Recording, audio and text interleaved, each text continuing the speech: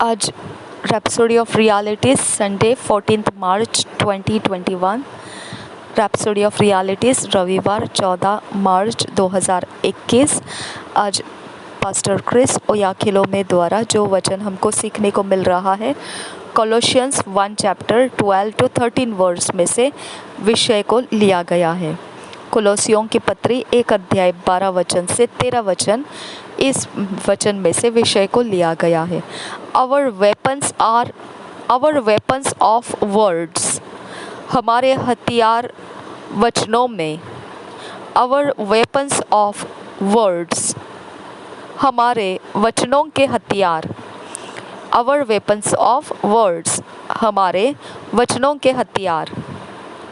हम वचन पढ़ेंगे कोलोसियंस 1 चैप्टर 12 वर्स से 13 verse. Giving thanks unto the Father who hath delivered us from the power of darkness and hath translated us into the kingdom of his dear Son. Giving thanks unto the Father who hath delivered us from the power of darkness and hath translated us into the kingdom of his dear Son. यही वचन को हम हिंदी में पढ़ेंगे। कोलोसियों की पत्री 1 अध्याय 12 और 13 वचन।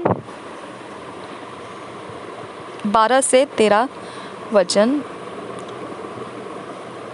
और पिता का धन्यवाद करते रहो जिसने हमें इस योग्य बनाया कि ज्योति में पवित्र लोगों के साथ मिरास में सहभागी हो। उसी ने हमें अंधकार के वश में से छुड़ाकर अपने प्रिय पुत्र के राज्य में प्रवेश कराया। और एक बार पढ़ेंगे कोलोसियों की पत्री 1 अध्याय 12 और 13 वचन। और पिता को धन्यवाद करते रहो जिसने हमें इस योग्य बनाया कि ज्योति में पवित्र लोगों के साथ मिरास में सहभागी हो। उसी ने हमें अंधकार के वश से छुड़ाकर अपने प्रिय पुत्र के राज्य में प्रवेश कराया।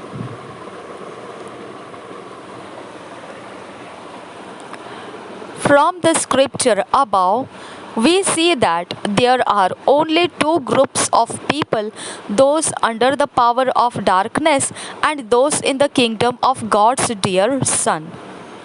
यह जो शुरुआती वचन है हमने जो पढ़ा, उसमें हम यही देखते हैं कि दो समूह के लोग हैं, जिसमें एक तो अंधकार के सामर्थ के नीचे है और दूसरे समूह जो है वो परमेश्वर के प्रिय पुत्र के राज्य में है। Until you are born again and transferred into the kingdom of God's dear Son, you remain under the power of darkness and Satan becomes the God of all that concerns you. जब तक आप नया जन्म ना लिए हो और परमेश्वर के राज्य में, उसके प्रिय पुत्र के राज्य में आप परिवर्तित होकर लेकर आए गए नहीं हो, तब तक आप अंधकार के सामर्थ के नीचे रहते हैं और शैतान परमेश्वर बनता है, शैतान ईश्वर बनता है। जो कुछ भी आपके चिंताओं का विषय है, उन सब का शैतान ईश्वर बनता है। Remember, Jesus said to the Jews who came to arrest him, "Ye are of your father, the devil, the lust of your father ye will do." John 8 chapter 44। याद कीजिए कि इस प्रकार से यीशु मसीह ने यहूदियों को कहा था। यूहन्ना रचित सुसमाचार 8 अध्याय का 44 वचन।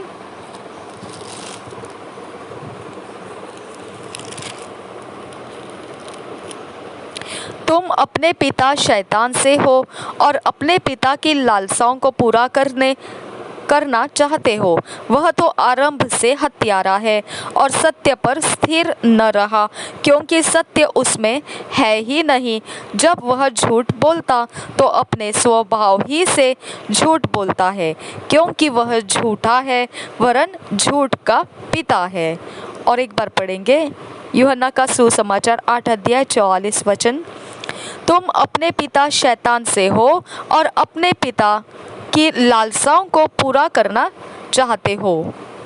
यही लिखा है यूहन्ना के 8 अध्याय के 44 वचन में। This is why we oftentimes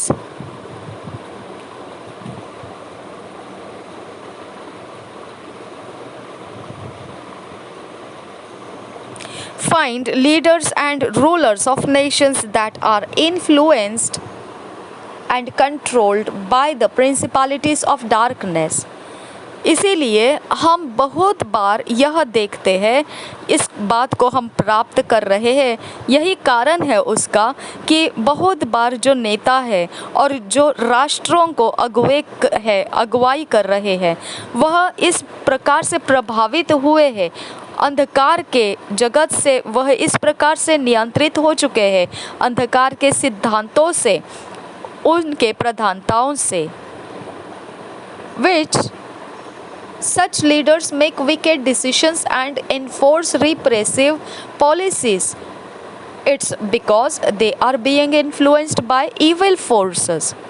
और वह इसके ही कारण होता है कि अगुवे होते हैं और वह अलग प्रकार के बुराई के फैसले तैयार करते हैं, क्योंकि वह बुराई के ज़ोर से प्रभावित किए गए होते हैं अंधकार के शक्तियों के द्वारा।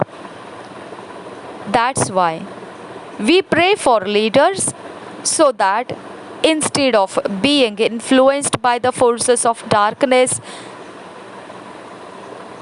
they would be influenced by the Spirit of God. यही कारण है कि हम अगुवों के लिए प्रार्थना करते हैं, जो नेता है उनके लिए प्रार्थना करते हैं कि इसके बजाय कि वह अंधकार के जोर के नीचे प्रभावित रहे, कि वह परमेश्वर के आत्मा के प्रभाव में बढ़ते जाए।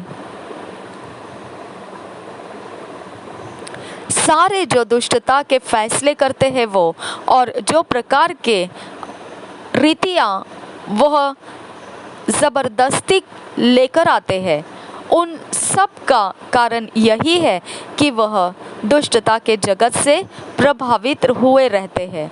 और यही कारण है कि हम अगुवों के लिए, नेताओं के लिए प्रार्थना करते हैं। इसका ऐसा नतीजा हो जाता है कि दुष्टता के जगत से प्रभावित होकर अंधकार के शक्तियों के जोर के नीचे ना रहते हुए वह पवित्र आत्मा, जो परमेश्वर का आत्मा है, उससे प्रभावित होते रहे। The Bible says, I exhort therefore that first of all supplications, prayers, intercession and giving of thanks be made for all men, for kings and for all that are in authority.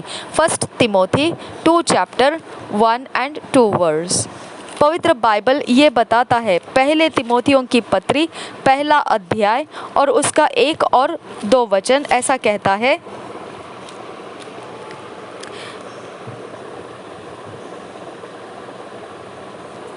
पहला तिमोथी 2 अध्याय 1 और 2 वचन।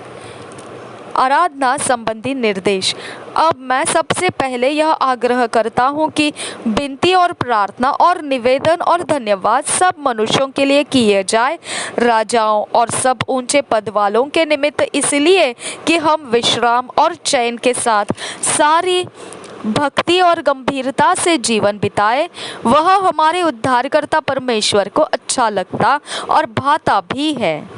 और एक बार पढ़ेंगे, अब मैं सबसे पहले यह आग्रह करता हूँ कि विनती और प्रार्थना और निवेदन और धन्यवाद सब मनुष्यों के लिए किए जाए, राजाओं और सब ऊंचे पद वालों के निमित्त, इसलिए कि हम विश्राम और चैन के साथ सारी भक्ति और गंभीरता से जीवन बिताएं।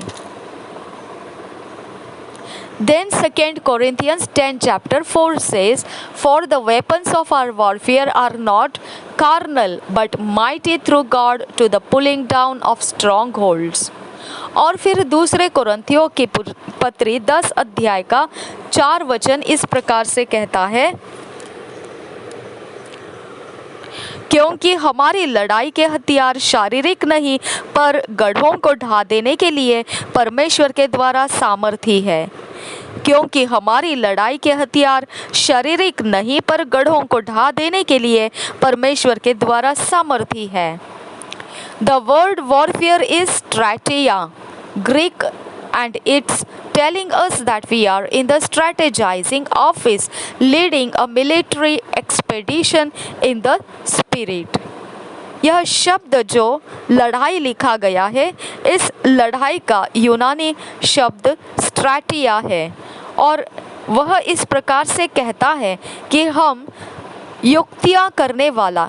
स्ट्रैटिया का अर्थ युक्तियाँ करने वाला, युक्तियाँ ऐसा होता है और लड़ना ये युक्तियाँ है और युक्तियों का कार्यालय ऐसा वह कहता है कि हम सेनाओं को अगुवाई करते हैं कि आत्मा के अनुसार वह युक्तियों के कार्यालय में से होकर चलते रहे, लड़ते रहे।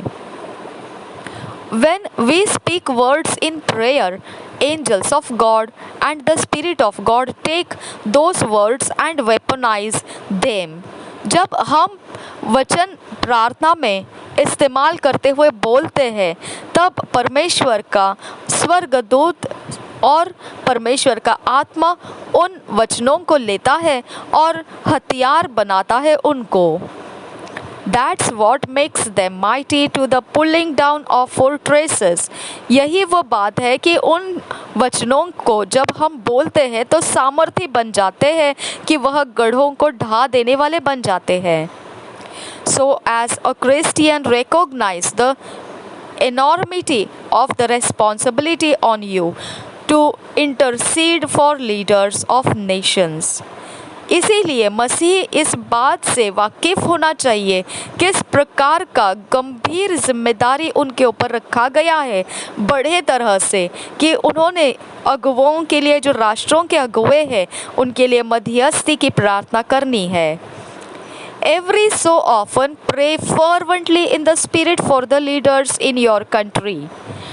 हर समय ऐसा होने दीजिए कि आप पूरे बल के साथ लगातार आत्मा में अगुवों के लिए आपके राष्ट्रों में प्रार्थना करते रहिए।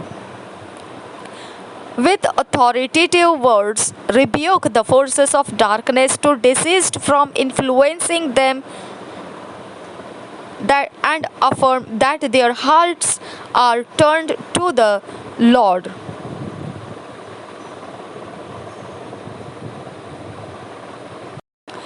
ऐसे अधिकार के शब्दों के साथ प्रार्थना करते रहिए कि आप उन सारी शक्तियों को जो अंधकार की ओर से है उनको डांटे और फटकारे कि वह प्रभावित न कर सके हमारे अगुवों को जो हमारे राष्ट्र के अंदर है, उनको वह प्रभावित नहीं कर सकेंगे और वह उस प्रभाव के नीचे नहीं आएंगे। और फिर इस बात की दृढ़ता कर दीजिए कि उनके हृदय जो है वह प्रभु की ओर मोड़ लिए जाए उसकी इच्छा को पूरा करने के लिए। This is what we must do for leaders of nations to be influenced by God's wisdom and righteousness. We must pray for them in line with God's word. यही वो बात है कि हमने करना है अपने अगुवों के लिए जो हमारे राष्ट्रों में है और प्रभावित करना है उनको परमेश्वर के बुद्धि के द्वारा और धार्मिकता के द्वारा, और हमने उनको प्रार्थना करते रहना है उन पर उस रीति के साथ जो परमेश्वर का वचन का अनुसार है। जैसे परमेश्वर का वचन है और उसकी धार्मिकता के अनुसार हमने उस प्रार्थनाओं को करते रहना है कि वह अगुवे परमेश्वर के वचनों के प्रभाव में रहे और परमेश्वर के बुद्धि से प्रभावित रहे।